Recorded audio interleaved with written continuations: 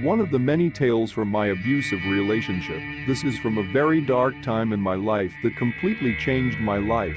I was 19 and still very childish and just about to find out who I was as an adult, and that is when I met my first boyfriend. He was 30 and very charming, and he knew how to work the mind of stupid teenage girls with self-esteem issues, as you might have guessed by now. Yes, this soon became an abusive relationship, and when I finally realized that I was in big trouble, he had worn me down so much that leaving him was not even something that seemed logical in my brain. The way I have explained it to people since is this: you are stranded on a deserted island in the middle of an unknown ocean. The island is the shittiest place on earth, but compared to jumping into the ocean and start swimming in any random direction, is much more terrifying than just enduring this horrible place for a little longer. You live on pure survival instinct, and since food is scarce and sleep is awful, you slowly lose the energy to fight back. All you do is to survive to the next day. That is what it is like to be in an abusive relationship. It's not rational, but that is what it is like. So this happened at some point towards the end of the relationship, I think. One of my then boyfriend's friends came over with her boyfriend, and she had to leave to do something I do not remember. Her boyfriend was notorious in the youth community of the city I lived in for being well liked by everyone, but also for his absolutely horrible treatment of women. To be honest, most of the people I met during my time with my ex were pretty awful human beings, so I had grown somewhat numb to the massive assholes I met on a weekly basis.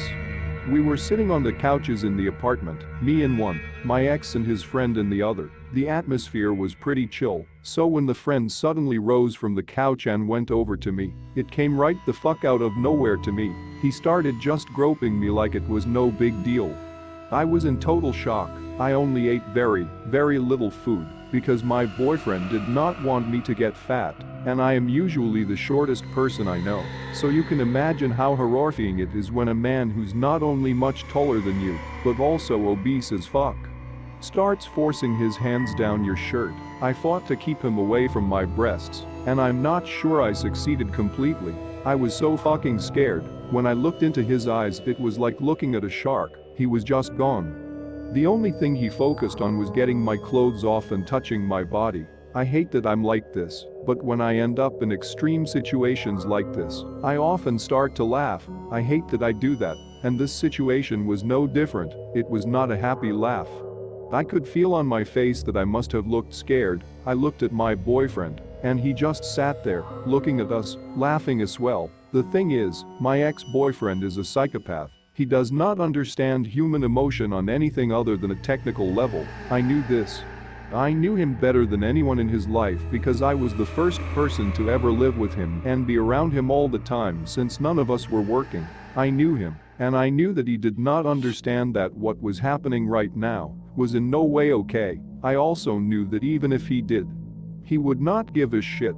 I knew that if I would tell him later that what happened was against my will, he would blame me for sending him mixed signals. He would blame me for anything, so the fact that I was laughing only made me even more frustrated with myself because he would have ammo to piss on my person later. I knew that I was on my own, and I knew that this was not going to end well for me in any way. If the friend managed to get my clothes off and rape me in front of my ex, no matter what the outcome would be, I would be in trouble with my ex later for putting him through that. Technically, we had a polygamic relationship since he had more or less forced me to agree with this, though he had said that I was free to fuck other people than him. He would constantly tell me that I should not do it because I would feel guilty for hurting him and shit like that.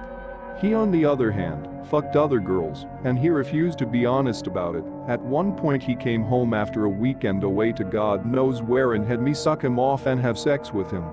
I later found out that he had had sex with some girl and not showered specifically because it satisfied him to know that I did not know. I know this because he did this a lot with other girls he had been with in the past and bragged to me about it at one point.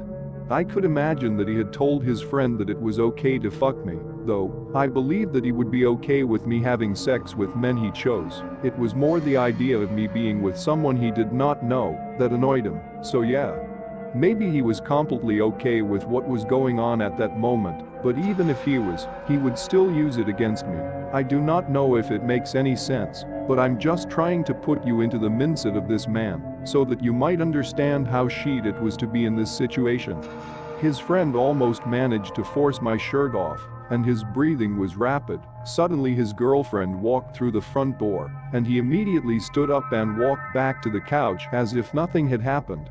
My boyfriend was looking like he had not got a care in the world, and I said nothing because, well, the girlfriend was not particularly understanding about shit like this. Later, when the relationship ended, of course my ex was not going to let it end peacefully as I had wanted.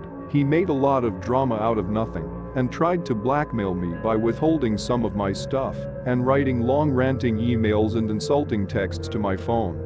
I'm pretty happy that I stayed level-headed throughout. When his friend found out that we had broken up, he got a hold of my number and tried to flirt with me and invited me to hang out. When I declined, he teamed up with my ex and wrote me insults. A year after I got away, I dealt with trauma, anxiety and depression. Like I said, a lot of horrible shit happened during this time, and I started blogging about the things that had happened to me as a form of therapy.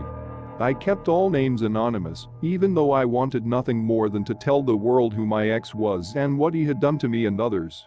My ex caught wind of my blogs and started doxing me and writing long blogs himself about how much of a stalker I was, and that I was a psychopathic lying bitch who wanted to ruin his life. I was no saint during that time, I will admit that, but at least I never doxed him. I did not get my creepy friend to call me in the middle of the night and breath heavily into the phone either, nor have him make a fake profile on the forum where I wrote my blogs and write long messages about how much of a hypocritical slut I was. Okay friendo, you are taking that rejection I gave you pretty well, I see, but you know, if you really wanted a chance with me, maybe you should not have forced yourself on me back in the day. P. If I were to give anyone who's going through anything similar to what I did with the speaking up and dealing with pussy attempts at silencing them, do not let them intimidate you, unless you are dealing with mafia-type people. It is always advisable to show your attackers that you are not afraid of them. Laugh at them if possible. If they are anything like my ex and his friend, they will leave you alone eventually. Thanks for watching. If you enjoyed the video, hit that like button to support my work. And as always, enjoy the fear, my dear.